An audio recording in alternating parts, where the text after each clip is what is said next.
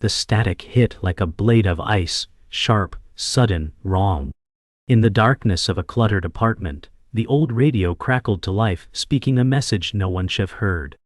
"They're already here," the voice said, metallic and cold, layered with something ancient. Time stalled.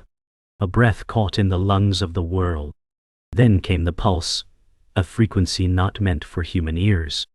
Every screen lit up. Every speaker erupted. An alien transmission surged across the globe in fractured syllables and humming distortion. People screamed. Lights flickered. The sky above New York pulsed, faint blue. The world wasn't alone. And someone had just opened the door. Below that sky, our protagonist stood barefoot on the cracked tile of his kitchen, paralyzed. The message wasn't just heard, it was felt. In the bones. In the blood. "We've been waiting for you," the voice whispered again, this time inside his mind. His hand trembled over the counter, knocking over a chipped mug. Shattered porcelain. Shattered certainty. And the beginning of a war no one saw coming. Across the country, chaos detonated. Screens in Times Square flickered with alien glyphs and rotating star maps no human had ever recorded. Satellite feeds dropped. Fighter jets scrambled over black oceans. But in the middle of it all, the world turned inward. Panic wasn't just in the air, it was in the blood. The protagonist staggered onto the street, still barefoot, still shaking. No one noticed him, because everyone was broken. Cars were stopped, radios blaring unintelligible tones. A woman screamed at the sky. A man tore at a payphone, sobbing, "It's in my head." Children cried. Sirens rang, but no help came. The signal was a virus of fear. And deep within it, something was listening. Not broadcasting. Listening. Dot. The protagonist clutched his chest as something foreign clawed at his mind. This wasn't an arrival. This was a summons. In the control room of a hidden government facility deep beneath Colorado, a red alert blared with relentless urgency. Men and women in black uniforms crowded glowing screens, trying to decipher the alien code. But nothing translated. Not even close. "What are we looking at?" someone shouted. Language? Music? Weapon? But no one had answers. Only fear. A general barked orders as static flooded through communications. "Shut it down," he snapped, but the feed didn't obey. The signal was autonomous, feeding itself. Meanwhile, a young analyst noticed something others missed. The signal, it was repeating a pattern. A countdown. "Sir," she whispered, "I think it's not talking to us, I think it's talking to them." And just as she said it, a second transmission began, stronger, clearer, like a voice waking up. In the desert outside Las Vegas, a military convoy raced through the dust under moonlight. Somewhere behind them, a communications array had burst into flames, fried from the inside out. One of the soldiers, face smeared in dust and sweat, leaned out the side of the vehicle, scanning the sky. He wasn't looking for missiles. He was listening. "They're coming," he muttered, voice hoarse. But there was no confirmation. Only static. Then, silence. Every radio in the convoy died at once. The stars overhead flickered unnaturally. One of them moved. Not fell. Moved. A dark shape blotted out the moon for 2 seconds. The convoy halted. Engines shut off involuntarily. Soldiers scrambled, weapons raised. The earth beneath them vibrated. Then the voice returned, not in their ears, but in their heads. "Do not resist," it said. Back in his apartment, the protagonist stared at the broken mug on the floor like it was a symbol of everything that had just unraveled. His breath was shallow. The voice was still inside him, gentle, calm, terrifying. "You're awake now," it said. His vision blurred. Time felt fractured. In the corner of the room, shadows moved against the wall without source or light. He reached for his phone. No signal. No service. No escape. As he stepped backward, something clicked underfoot, a fragment of porcelain etched with a symbol that hadn't been there before. He knelt, lifted it, and saw it glowing faintly. The same symbol that had appeared in the sky. He looked up. His reflection in the dark window was wrong. Eyes too bright. Pulse too calm. This wasn't fear. This was recognition. The voice whispered again. "We've been waiting. For you." He hadn't left the apartment in 2 days. Not since the voice entered his mind. Food sat untouched. The world outside kept screaming, but in here, silence reigned, except for the voice that returned at night, always at night. He scrawled symbols in his journal, symbols he shouldn't know. And yet, they flowed from his pen like memories. "Why me?" he asked the empty room. No answer. Only a memory. His sister's laugh from years ago, a brief warmth that cracked the cold. But she was gone now. Everyone he'd loved was gone. All that remained was the weight in his chest. Then the knock came. Not at the door. At the window, 8 stories up. Slowly, he approached. Nothing there. Just skyline and clouds. But as he turned away, something caught his eye. A glowing mark etched on the glass from the outside. The same mark that had been on the porcelain shard. His blood ran cold. He wasn't chosen. He was linked. At dawn he walked. The streets were quieter now, but only because fear had replaced chaos. People whispered. Some covered their heads with tinfoil. Others simply stared at the sky, waiting. He moved like a ghost, unnoticed, untouched. But then he saw her. Elise. She was sitting at the old park bench, the one they used to meet at when the world was normal. Her eyes were red. Her hands shook. "It's happening, isn't it?" she asked. He sat beside her, too afraid to speak. "I hear it too," she whispered. The voice, the dreams. He finally looked at her, really looked. She had the same mark behind her ear, faint, like a birthmark. "We were marked," he said. "Before this began." She nodded. "And we're not the only ones." For a brief moment, surrounded by the scent of dead leaves and dawn wind, he didn't feel alone. But that feeling wouldn't last. That night, Elise led him through the underground, a place he never knew existed. Beneath the city, in tunnels forgotten by history, she showed him others. Dozens of people, huddled in silence, some rocking, some staring blankly. Every one of them bore the mark. "They call it the signal," Elise said. "We've been hearing it for months, before the world noticed." An old man sat in the corner, muttering equations in a language not his own.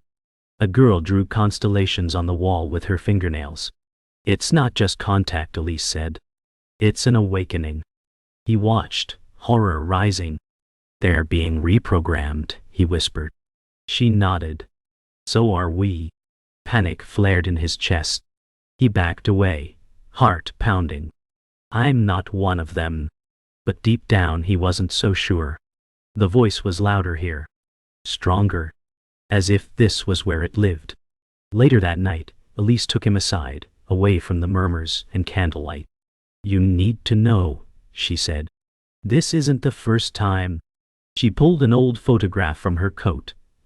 A black and white image of a man in military gear, standing in front of a crop circle. "My grandfather, he heard the signal in 1974. The photo's back had an alien symbol drawn in faded ink. They've been testing for generations," she continued. "We're not random, we're bred." His stomach turned. "What do you mean, bred?" "Like code," she said. "Lineage, memory, blood, passed down to be activated." He looked down at his hands like they were foreign. Everything inside him recoiled. "We were never meant to be human," he said. Elise didn't argue. In that silence, truth hurt more than lies ever could. He stood at the edge of the city that morning, staring out over the skyline, trying to breathe. The buildings looked the same, but nothing felt real anymore. The signal hummed faintly, like tinnitus under his thoughts. Elise stayed behind. She said she needed to prepare. Prepare for what? He didn't ask. His phone vibrated. It shouldn't have. No signal existed. The screen blinked once. A single message, "We're watching." No sender. No app. Just black text on a white screen. He dropped the phone like it burned him. The city felt smaller now. Like a cage. The sky rippled faintly, unnatural patterns shimmering behind clouds. Then, he saw something move on the rooftop across from him. A shape, tall, humanoid, wrapped in light. Watching. And in that moment he realized, this wasn't just about aliens coming here. Something had been inside humanity all along. And now, it was waking up. The further he ran from the truth, the closer it followed. That night he met with Elise and another marked survivor, Jonas, a former intelligence operative who had gone off-grid years ago. They met inside the rusting shell of an abandoned subway terminal. Jonas didn't bother with greetings. "They've been here longer than we've had fire," he said. "Not invaders, engineers. Earth is their experiment." He spread out documents. Declassified satellite images, thermal scans, historic anomalies. "The governments know," Jonas growled. "They've always known. Hell, they helped bury it." Elise looked away, shame in her silence. The protagonist said, "You're telling me our leaders worked with them?" Jonas only nodded. "And some still do." The room fell into stunned quiet. "You asked why this is happening?" Jonas continued. "Because humanity didn't fight back. We negotiated." The truth cut sharper than any weapon. There was no invasion. This was handover. Jonas led them deeper underground, past sealed doors and long-forgotten chambers. "This used to be a Cold War surveillance outpost," he explained. Inside, an ancient control room flickered back to life with failing power. Data reels still spun. They called this the listening room, used it to monitor early alien contact before it was shut down in '91. The protagonist scanned old schematics, realizing they matched the symbols in his journal. "We weren't just chosen," he murmured. "We were cataloged." Elise discovered a file labeled Echo Class, Human Hybridization. Her hands trembled as she opened it. Inside were records, her birth certificate, his, dozens of others. Jonas said, "They didn't just observe, they bred us for something." The fluorescent lights flickered again. A cold presence crept into the room. And then, without warning, every speaker clicked on. "Echoes detected," said the voice. "Awakening protocol in progress." Elise backed away from the console, breath shallow. "It's not just data," she said. "It's alive." The files were changing before their eyes, symbols rearranging, birth records rewriting themselves. The machinery responded to them. "This place isn't abandoned," the protagonist said. "It's a beacon." Jonas raised his rifle. "Then, we leave. Now." But as he turned toward the exit, the hallway lights went dark. A deep metallic hum echoed through the bunker. "Something's here," Jonas whispered. A door creaked open. Shadows spilled inside, not moving like humans, but flowing, shimmering, bending light. The temperature dropped. Jonas fired. Nothing happened. No sound. No recoil. His weapon had been neutralized. Elise grabbed the protagonist's hand. "Run." They bolted down the corridor as the walls pulsed with alien light. Behind them, a voice that wasn't spoken called out, "The echoes are not allowed to escape." Then came the chase. They burst out into daylight, filthy, breathless and alive. Jonas was missing. Elise sobbed, calling his name, but there was no response. They had made it to the surface near a highway, abandoned vehicles rusting under the late afternoon sun. "We need help," the protagonist said. Elise nodded, face streaked with dirt and tears. "I know someone," she whispered. "A defector. Government. He used to handle containment." Hours later, they stood outside a crumbling safe house in the woods. A scarred man answered. His eyes scanned them coldly. "How many marks?" he asked. "2," Elise said. "We're Echo class." The man's face went pale. "Then you don't need help," he said. "You need a cage." Before they could reply, he slammed the door. But not before the protagonist caught a glimpse inside. Diagrams of the human nervous system crossed with alien anatomy. This wasn't new to him. It was routine. Night fell fast in the forest. They set up camp near the safe house, too tired to run further. Elise sat beside the fire whispering names, people she'd met, who had vanished since the signal started. The protagonist watched the flames dance. "We're not victims," he said at last. "We're variables." He turned to her. "Do you feel it growing stronger?"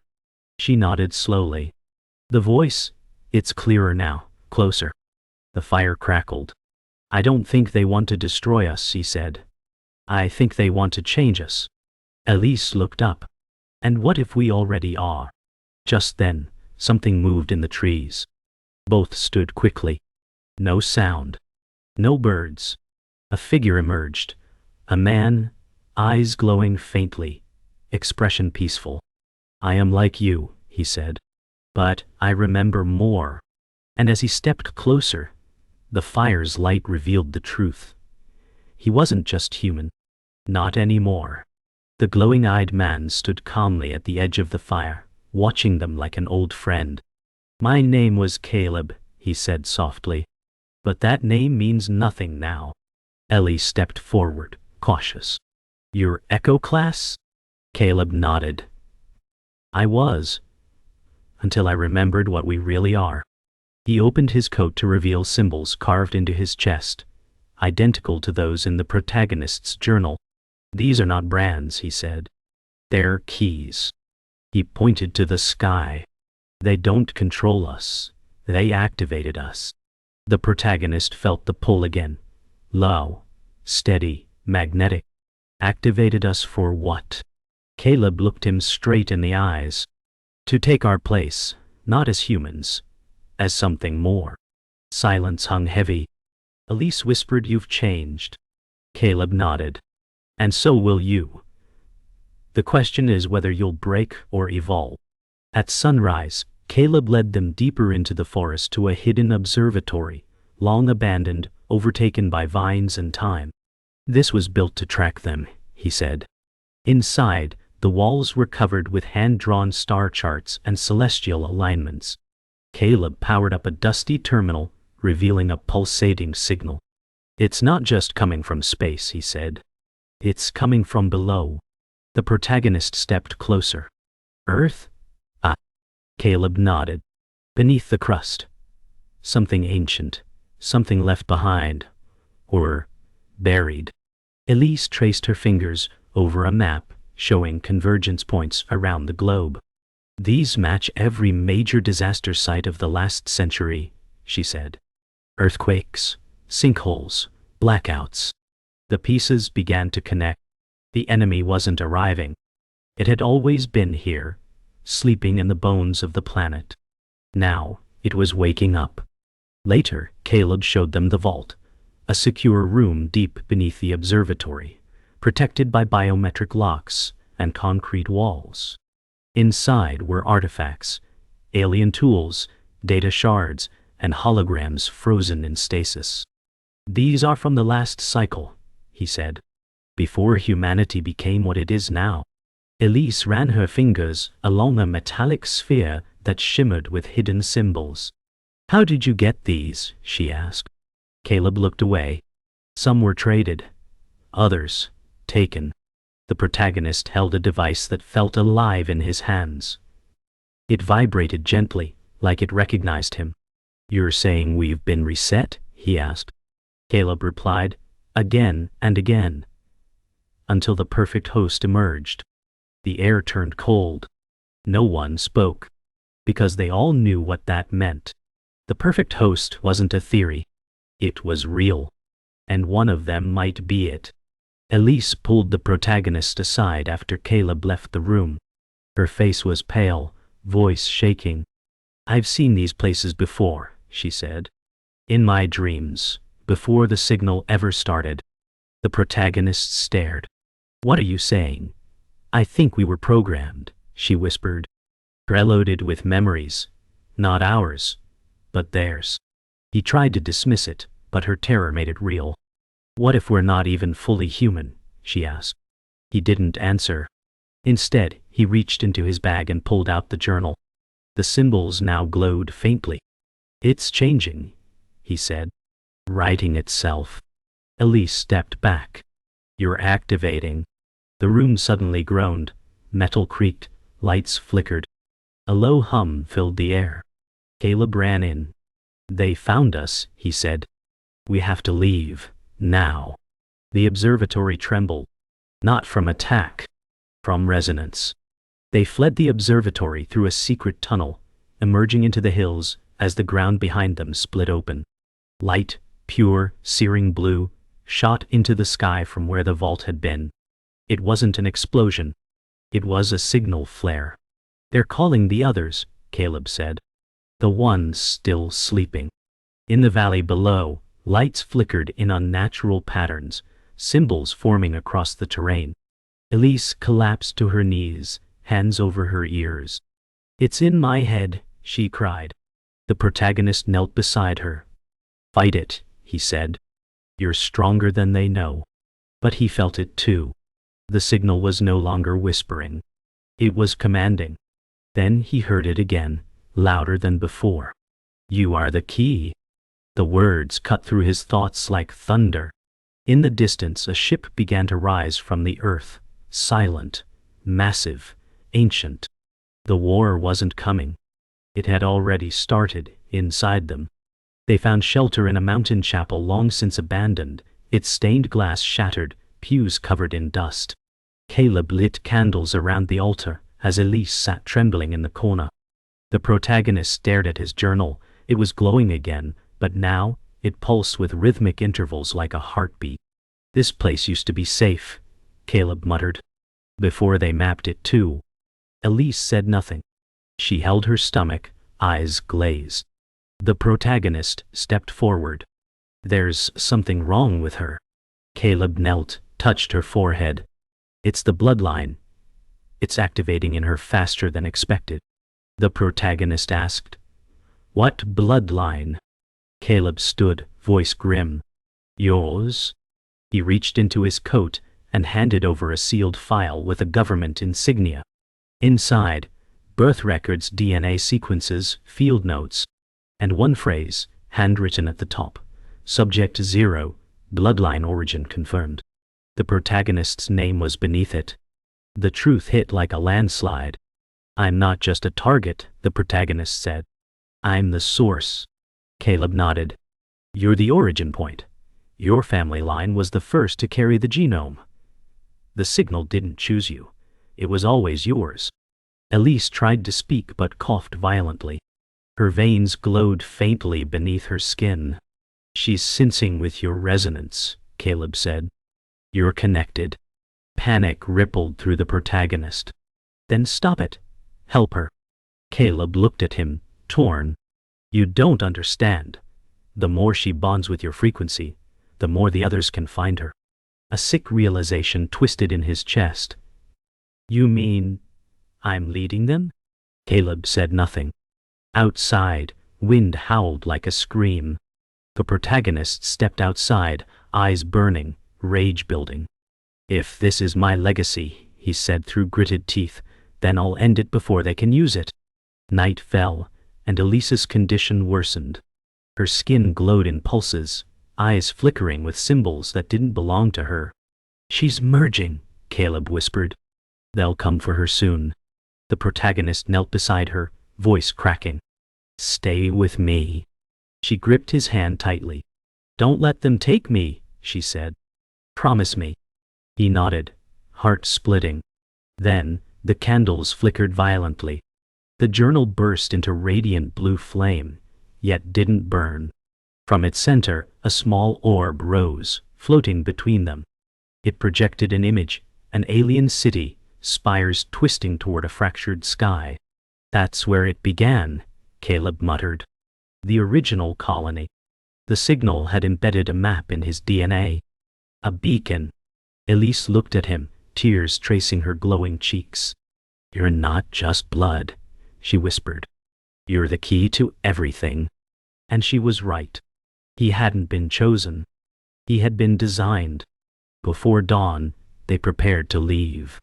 There's no hiding now, Caleb said. They'll follow your genetic trail anywhere. The protagonist tied his journal shut, but it throbbed with urgency in his bag. Elise leaned on him, barely standing. We head for the convergence point, Caleb said. Where the signal is strongest. If we destroy the source, maybe we sever the link. The protagonist nodded grimly. And if we fail? Caleb paused. Then humanity won't evolve. It will convert. As they crossed the ridge, the landscape changed. Hills littered with blackened trees, soil glowing faintly beneath their boots. They passed broken drones, half-buried alien pods, and once human corpses twisted by something not of Earth. Elise whispered, "They're terraforming us." He gripped her tighter. "Not if I can stop it." But deep down, he feared the truth. He might not be humanity's savior. He might be its final form.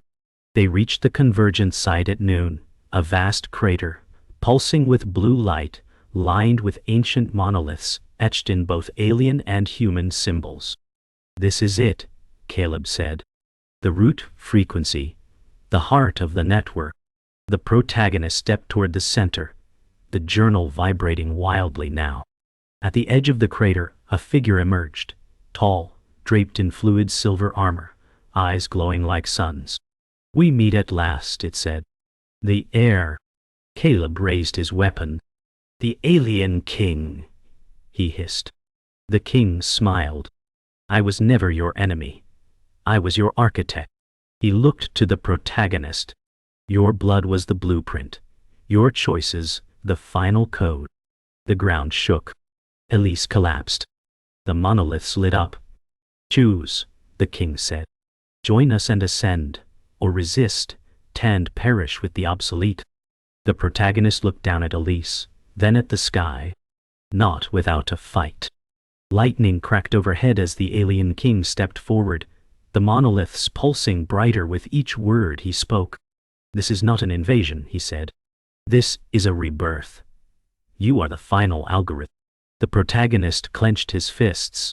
Elise moaned on the ground, her body failing under the strain of her transformation. Let her go, he growled. The king tilted his head.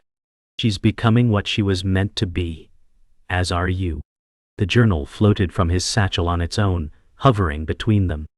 You already unlocked it, the king said. Now you must choose. Join us, and she lives. Refuse, and her evolution will consume her. A tremor shook the crater. Caleb aimed his weapon. Don't listen to him, he shouted. This is manipulation. But the protagonist stood frozen. The king extended his hand. You don't need to fight. You only need to accept who you are. The world around them shook like it was tearing itself apart. The monoliths emitted an agonizing frequency, felt in the bones more than heard. The protagonist dropped to his knees, clutching his skull. Memories not his own flashed behind his eyes. Starships, laboratories, children raised in chambers. He saw himself, but not himself, floating in a tank, watched by glowing beings. What is this? He screamed. The king stood, unmoved. Your inheritance. Elise cried out. Her body lifted from the ground, enveloped in radiant energy. Stop it, the protagonist shouted. Caleb fired, but the shot dissolved mid-air. She's bonding to the core, the king said. If you act now, she will survive. But the truth was clearer than ever. The king didn't want her alive. He wanted her complete.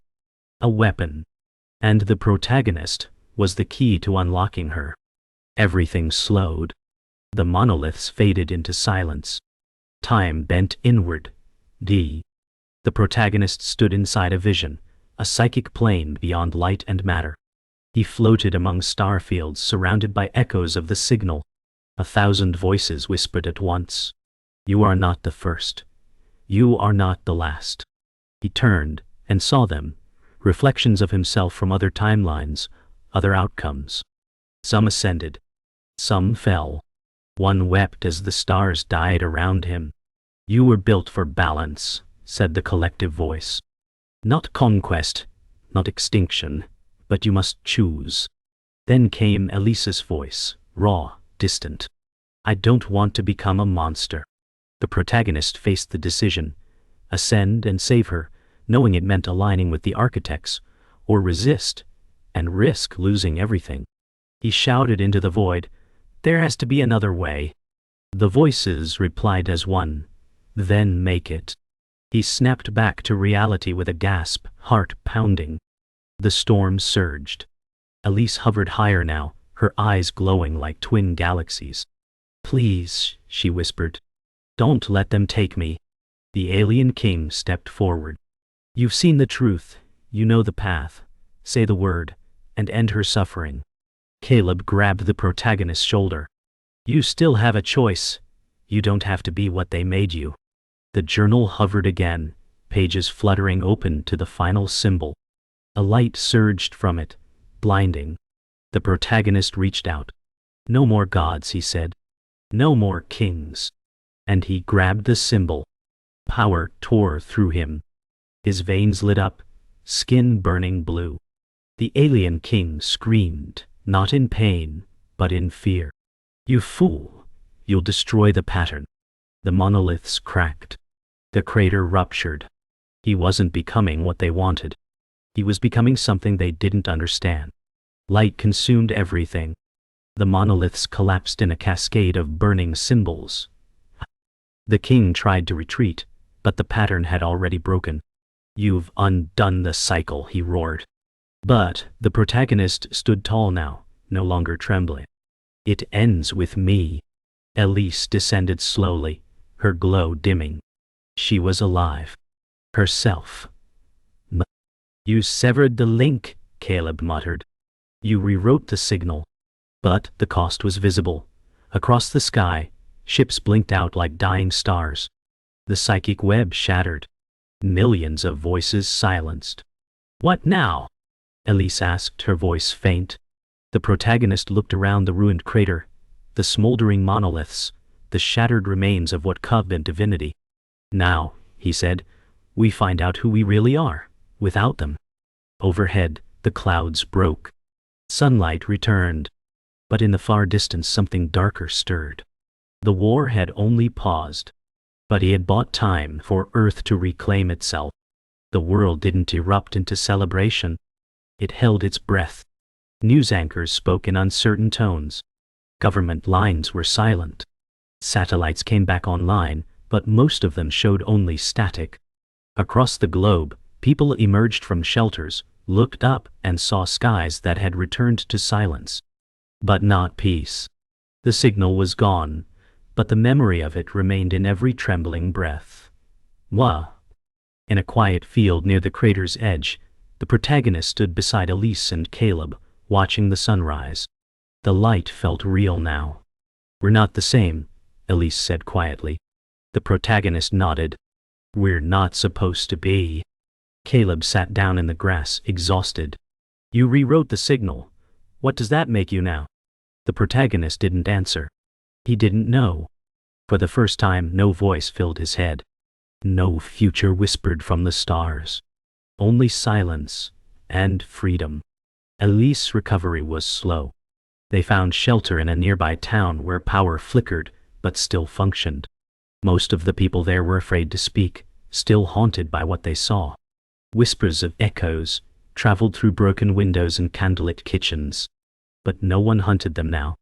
The alien presence had receded, or buried itself deeper. Elise lay on a cot, a blanket over her shoulders. Do you think we're safe now? She asked. The protagonist stared out the window, watching birds return to power lines. No, he said. But I think we're seen now, and that's something. She smiled faintly. You didn't save the world, she said. You gave it a second chance. He sat beside her. That's all anyone can ever do. Outside, the wind carried no signal, no call. Just silence. Unfamiliar. Human. Wall. Caleb left before dawn. No note. No goodbye. Just his rifle left on the porch. He was never meant to settle, Elise said. The protagonist found himself wandering the empty streets that morning. Cities had become quiet temples, reminders of what almost was. He passed a wall scrawled with chalk. "We are still here." He paused, touching the words. It felt sacred. Around the corner, a group of children played with makeshift paper ships, laughing as if nothing had happened. He watched them in silence. The world had broken, then stitched itself back together. Uneven, imperfect, but still alive, still dreaming. He turned away from the children and whispered, "You'll never know how close it was." But maybe that was the point. Maybe surviving meant not knowing, just living. That night, alone, the protagonist walked to a nearby ridge overlooking the valley. He brought the journal, now blank. Every symbol, every map, gone. Erased. He sat beneath the stars, waiting for a voice that never came. For the first time, the silence didn't scare him. It grounded him. The stars above no longer felt like prisons, they were possibilities. "You tried to own us," he whispered to the sky. "But we were never yours." He opened the journal and with trembling fingers began to write, not in symbols, not in alien glyphs. Just words. His words. A story. The beginning of one, at least. Because now that he'd shattered the pattern, the future didn't belong to the past. It belonged to whoever had the courage to write it. And tonight, he was ready to begin. The camera pulled away slowly. The journal stayed open. The words were few but powerful. The truth has a price. Below that, more lines followed, unfinished, waiting. In the distance, clouds gathered again, not dark, not threatening, just moving. As if the world was shifting forward. The protagonist stood and began to walk down the hill, each step quieter than the last. Behind him, the stars blinked gently. The signal was gone. But the universe wasn't done. Not even close. In the final frame, something flickered across the sky, brief, beautiful, and impossible to explain. A shape, not a ship, not a star. Something watching, waiting, waiting. The future wasn't safe, but it was free. And for the first time in generations, humanity could finally choose what came next. Fade to black.